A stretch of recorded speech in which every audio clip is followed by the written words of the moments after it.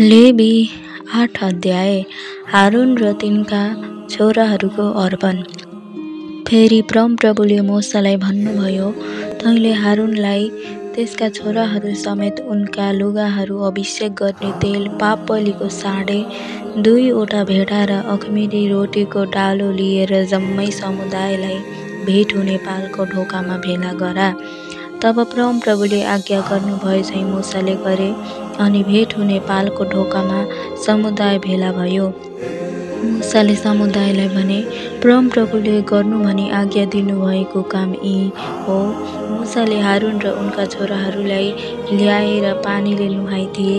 तिनले हारुनलाई लबेदा लगाइदिए र पटुका बाँधिदिए र अलखा पहिराएर उनीमाथि एपोद लगाइदिए र निपुणता साथ बुट्टा बनाइएको पटुकाले एपोद बाँधिदिए। त्यसपछि तिनले हारुनलाई छातीपाता लगाइदिए र छातीपातामा उरिम र तुम्मिम राखे। तब उनको शिरमा तिनले फेटा लगाइदिए र फेटा माथि अघिल्तिर सुनको पाता अर्थात् पवित्र मुकुट लगाइदिए, जसरी परमप्रभुले मोसालाई आज्ञा गर्नुभएको थियो। त्यसपछि मोसाले अभिषेक गर्ने तेल लिएर पवित्र वासस्थान र त्यसमा भएको यावत थोकलाई अभिषेक गरेर चोख्याए।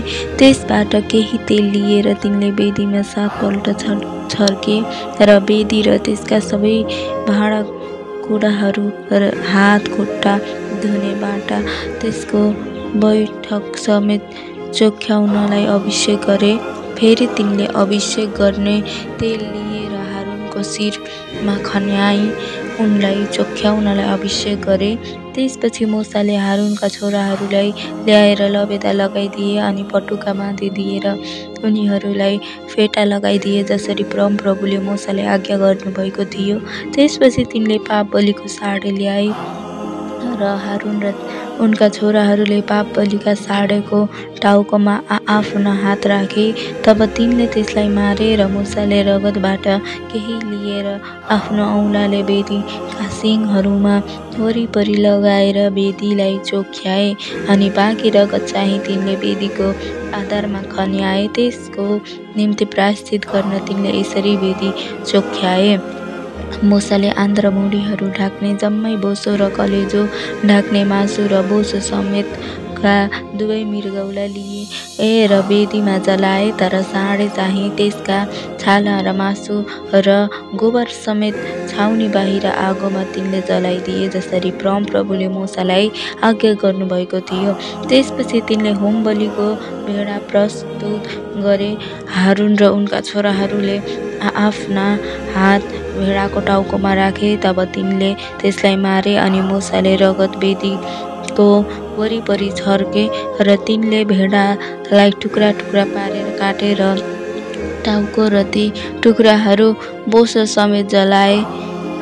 मोसाले आन्द्रभुँडी र खुट्टाहरू पानीले पखाले र त्यो परमप्रभुको निम्ति आगोद्वारा चढाइएको मिठो बासनाको होमबलि स्वरूप तिनले सिङ्गै भेडा वेदीमा जलाए, जसरी परमप्रभुले मोसालाई आज्ञा गर्नुभएको थियो। त्यसपछि तिनले अर्को भेडा अर्थात् अर्पणको भेडा प्रस्तुत गरे अनि हारुन र उनका छोराहरूले आफ्ना हात त्यस भेडाको टाउकोमा राखे। तब मोसाले त्यसलाई मारे र तिनले त्यसको रगतबाट लिएर हारुनको दाहिने कानको लोतामा, उनको दाहिने हातले बुढी औँलामा र उनको दाहिने खुट्टाको बुढी औँलामा लगाइदिए। त्यसपछि मोसाले हारुनका छोराहरूलाई ल्याए र तिनले उनीहरूका दाहिने देब्रे कानका लोतामा, दाहिने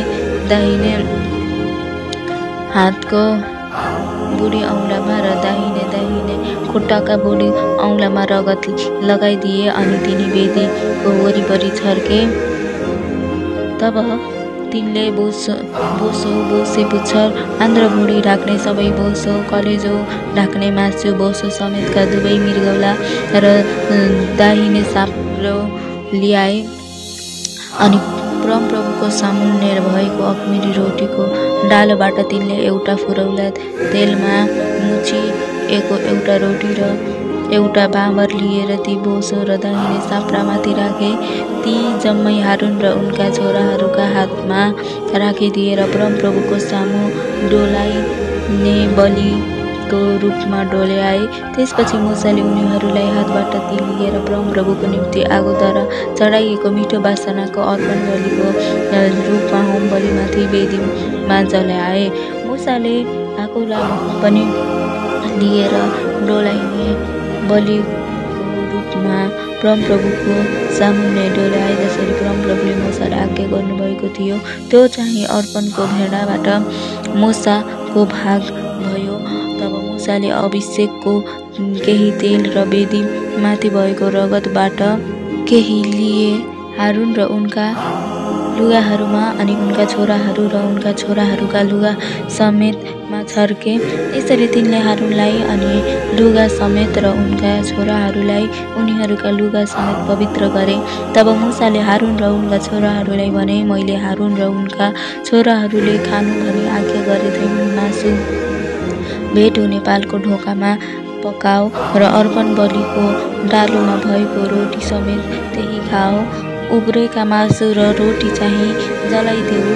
तिमीहरूका अर्पणका दिन पुरा नहुन्जेल 7 दिनसम्म तिमीहरू भेट हुने पालको ढोकाबाट बाहिर नजानु, किनकि तिमीहरूको अर्पण 7 दिनसम्म रहनेछ। आज जे जस्तो भएको छ, परमप्रभुले तिमीहरूका प्रायश्चितको निम्ति त्यस्तै आज्ञा गर्नुभएको थियो। तिमीहरू 7 दिनसम्म दिन रात भेट हुने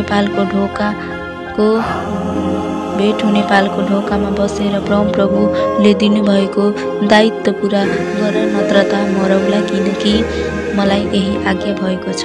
अनि परमप्रभुले मूसाद्वारा दिनुभएका सबै आज्ञाहरू हारुन र उनका छोराहरूले पालन गरे। हालेलुया, परमेश्वरको महिमा भइकोस्।